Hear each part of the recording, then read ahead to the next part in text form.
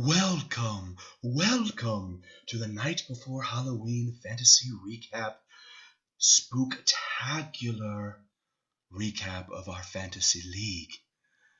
Let's go through a week that will horrify you, disgust you, and maybe make even a little bit of you sickos extremely happy with your position.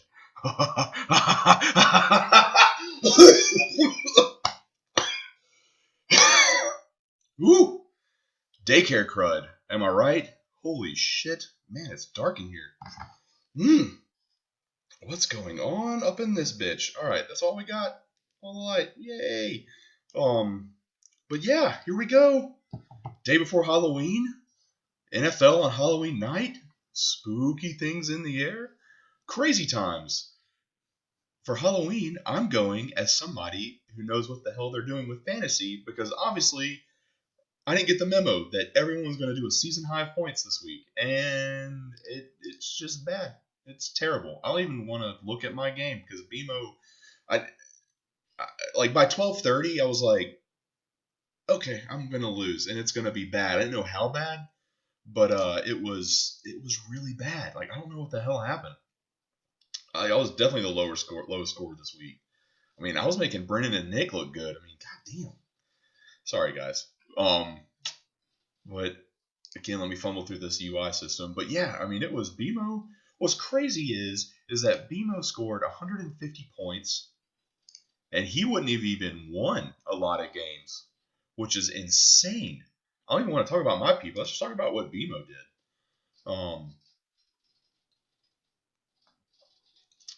If it ever loads, yeah. So yeah, I mean, Daniel. When's the last time a Giants quarterback, namely Eli, scored almost 40 points? That's pretty crazy. Good on you, BMO, killing it in third place. I don't think there's a lot of movement at the top. I mean, Chris got by with one, but we'll get to that in a little bit. But yeah, BMO top to bottom, really solid. Trey top to bottom, pretty shitty. That's about all I want to go into it. I'm dark horse for the Sacco race now, officially rocking ninth place. Yeah. So going into the next game, so Riley and damn it, Matthew, is that you? Wait, no, timeout. Y'all, I'm going to get it. Damn it. I'm going to get it. I'm going to memorize your teams this year. That's week 9. Week 8.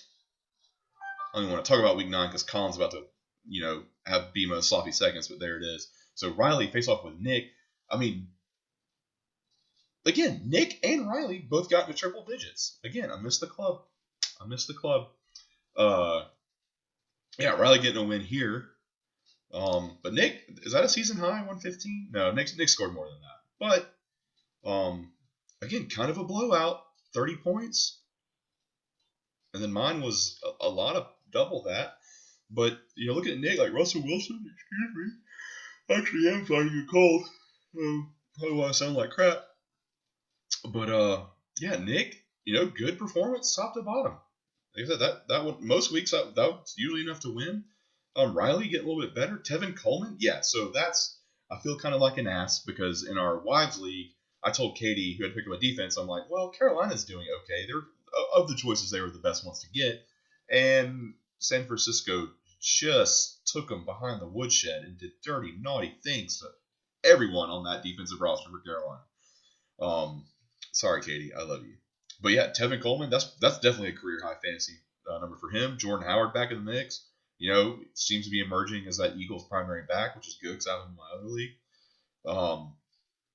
Travis Kelce getting his. Packers D getting in on it. It was just good. Good times for Riley. What's interesting is I think that New England let go Mike Nugent for the kicker, so that'd be something to watch. But Nick, overall, do y'all like your roster? I mean, if you're turning around, it'll get there. Like I said, I'm dark horse. I'm creeping up on you and Brennan for this last place thing. I don't know if I can get drunk with power and change the rules or what, but we shall see. Going down to Brennan. Nope. Yep. Brennan and Matthew.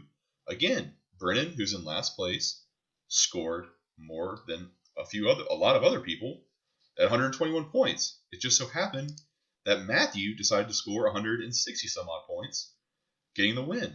Again, like what about week 8 was like, hey everybody, we're gonna score a shit ton of points. Drew Brees is back for Brendan. I know he's really happy to see that. That's gonna be that, back half of the season, that could be great. Yeah, I got 33 points. Brandon Cooks going 0. That was kind of weird. Jarvis Landry getting something. I know any Browns player, that's been tough sledding. But yeah, and that's cheating with the Steelers defense versus Miami. Yeah, that's just Brandon. You got away with one there. But yeah, I mean, I know it's a loss, but that's still good point totals. And then Matthew, I mean, did everyone's quarterback score 30 plus points besides mine? Damn. It's just wild. Like Saquon Barkley's back, so he put up huge numbers. Cooper Kupp, like I think that's the first time he's gone off. Matthew, correct me if I'm wrong, but yeah, just stupid. And like even people on their bench score good. Like Derek Carr, 36 points. What? Douchebag Carr from Hard Knocks. If you watched it, you know what I'm talking about. Big old tool bag, like full of dumb tools, not smart ones. And yeah, well, good. Teddy Bridgewater had -2 points. Okay. Did he fumble it? Or I don't know. Who knows? Took a sack and yelled it down. I don't know. But yeah, good point totals from you guys. Matthew right in the hunt behind BMO. In fourth, I think it's just the point totals. But yeah, you're right there. So right now, playoffs is looking like the top 4 spots. It's going to be Chris, Christabel, Colin, BMO, and Matthew in that order. And then I think 5th and 6th. We'll see what they are. Who's 5th and 6th? We'll just kind of jump. Steve is currently in 6th. With a loss, that may jeopardize that. And Riley. So yeah, that's kind of rounded off. So yeah, but we're all tight. So no, keep at it. When I mentioned Chris getting one earlier, so Chris went ahead and bent me over in his wood shop a week ago, and then he gets Mr. Wedding Bells himself, B Wade, coming off a huge win against Nick last week. Yeah, Chris was 2 weeks ago. I don't know. I messed it up. Anyway, B Wade laid an egg, and by Chris's standards, Chris laid an egg as well because 118 points. Chris sneaks away with a win, but Chris would have lost in most of the league this week. That's crazy. It would have been crazy if he played Steve. He would have lost by 0.2, which is the closest thing there. But yeah, so Chris is still maintaining that gauntlet, and it's a 2-game lead out in first. So Chris asserting dominance. B Wade, that honeymoon follow up game will get you every time. But yeah, it's tough. Like Ty Johnson, I don't even know who that is. I think the bye week bit you. I know it kind of bit me a little bit too. Yeah, I'm seeing a lot of backup folks. I think it's just a bye week blues. I feel you, brother. But yeah, Chris, Derrick Henry, not good. DJ Moore for Carolina, not good. But I think you have better players on your bench. Yeah, this might have just been a little bit of bye weeks. You got away with one. Y'all kind of touched bye weeks, and Chris was the dominant one, so he opened up and took B Wade's bye week, and they just made a little fantasy love baby right there on the computer. It's great. So yeah, so who's gonna take down Chris? Not gonna be me. Don't put your faith in me. Who's it gonna be? Is it Will? Will's gonna pull his sneaky late season run. Is it gonna be BMO who just sneaks up on people? Except me this week. And yeah, who's it gonna be? Someone's got to slow him down. We could also just do the first place curse or first seed curse, where you get a bye week, and the second bye week, the next team comes in and blows you out of the water, which is very trendy in our league. But yeah, moving on to Steve and Will. Speaking of midseason runs, Will putting up 133 on Steve, but Steve still scoring 119. So again, triple digit matchup. Aaron Rodgers for Will has seemed to remembers that he's friggin' Aaron Rodgers, and so he's putting up stupid high points. David Montgomery for Chicago, a little spark of offense there because Trubisky, he ain't passing it, so they got to find offense somewhere. Good numbers for him on the day.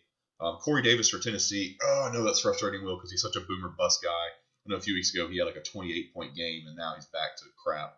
I just think until Tennessee gets their quarterback situation worked out, it's going to be definitely a boomer bust guy. Keenan Allen for the Chargers. Chargers, that's a lot of backfield, a lot of receivers. does spread the ball around, so that's tough. But usually he gets his. You get away with the win, but that 133 may have been a lot higher. Who knows? Pretty balanced the rest of the way out. Steve going ballsy with Andy Dalton, but you gotta love that garbage time. 23.5, nothing to sneeze at. I mean, that'll get it done. Dalvin Cook, Vikings, Stephon Diggs has definitely picked up, but Vikings being very balanced. If you have an offensive player there, especially with Adam Thielen going down a little more folks to spread the love there. Austin Eckler with 9.2, that's uncharacteristic. Chris Godwin, who, if you're keeping up, having in other leagues, was putting up stupid record-pacing numbers. It's definitely kind of regressed back to the mean a little bit there with 8.3. DeAndre Hopkins finally being worth his draft pick, looking good at 18.4. Alshon Jeffrey, another kind of boomer bust guy. Eagles are kind of a mess now too. But yeah, they're pretty balanced. So yeah, Steve, good numbers. That would have beaten, in the past few weeks before this one, that would have been probably a good W, but definitely would have been against me. But yeah, not this week. We'll see if you replicate it next week. Who knows? He'll probably get you the win. So the last one is going to be Colin and Matt. And Colin decided, like early before these bye weeks happen, there's always a few people. I know I've done it a few times. B-Wade's done it. Chris has done it. I think Riley's been up there. You flirt with the 200 number. I think you even surpass it. If y'all are bored at the office or whatever one day this week, you can look up how many plus 200 games we've had under our current scoring configuration. But Colin definitely flirted with it here at just over 186 points, which is nuts considering bye week, unless all your players were in. And that's even with Phillip Rivers kind of shit in the bed too. But Aaron Jones decided to have himself a day. Latavius Murray, he went off. I mean, it was just nuts. Yeah, talking about Chris Godwin, Mike Evans decided to wake up, and Jameis had a decent day, I guess. That was even in a loss. But yeah, everyone other than the kicker was well into double digits for Colin. Great day for him. Matt is sliding back down with the plebs like us down there fighting for the second spot. But again, Matt, solid. D.D. Westbrook for Jacksonville, that sucks. Doing a big fat 0. Nick Chubb, kind of an off day for him. Still got something, but yeah, New England's D is actually legit, and in my other leagues has been basically the sole reason why I'm undefeated or with one loss in that league. But and the good reason why Chris is leading ours too. It's just there's a report I think a week or two ago, right around the time of B-Wade's wedding, that if New England ended the season, did not play another fantasy down versus the season, it would have been good enough for 7th place for the entire season in 2018. So let that sink in about, you're looking for that one players to carry, a league or carry your team through a league. Patriots D is that this year. So Chris drew a good one. He found the diamond in the rough there, and I think he could lose the rest of the way out and still make the playoffs, so he's going to ride them right into the playoffs. But I know I said I wouldn't do this, but let's go ahead and look at Week 9, see what interesting matchups we have there. Like I said, Colin, you can go ahead and pencil that W there. I haven't looked at my team this week. I probably have a bunch of bye week players in. But we'll see. Hope I can bounce back and at least just scare somebody. I mean, good God. Riley and Matthew, that'll be good. That's a 4-5 matchup. That's probably the game of the week right there. I think those are both playoff teams, but, seeding matters. Definitely. So that'll be a good one there. Chris draws Nick. Is Chris going to have a hard schedule? Nick, I believe in you. I believe in you, buddy. But you're walking into a buzzsaw unless, let's hope Brady gets old man-itis and doesn't play and the New England's D just decides to recruit college players for a week. Steve and Brennan square off. Steve will be favored in that, but hey, Brennan playing that spoiler for the season. BMO and B Wade battle the Bees. I guess we have the BMO, B Wade, and then Brennan and Will the B team. That's a lot. Change your names, good God. But yeah, we have BMO, B Wade. That'll be good. B Wade's still right outside the playoff picture, knocking on the door. Will be interesting. He'll be watching. Probably you all should be watching this 4-5 matchup with Matthew and Riley, and Steve as well. But definitely the 4-5 might open that door. And then Matt gets Will again. Our 3-5 homies. A big gold cluster at the bottom of the league. That might be it might be time to make a move. Let's see if Will makes his midseason move. We'll see if Matt does. But that may be, a loss here. That may be it. And y'all can join me after Colin gets done with me. So that's all I got. Hope y'all have an awesome Halloween. I know we're going to try to be. I know it's supposed to rain a crap ton and then get like really cold. We're in like a freeze warning tomorrow night. So that's always fun. But yeah, hope y'all having a great week. Great fantasy. Yep, it's Halloween. There is an NFL game tomorrow night. So get your picks in, get your lineups locked, and see you next time. Bye.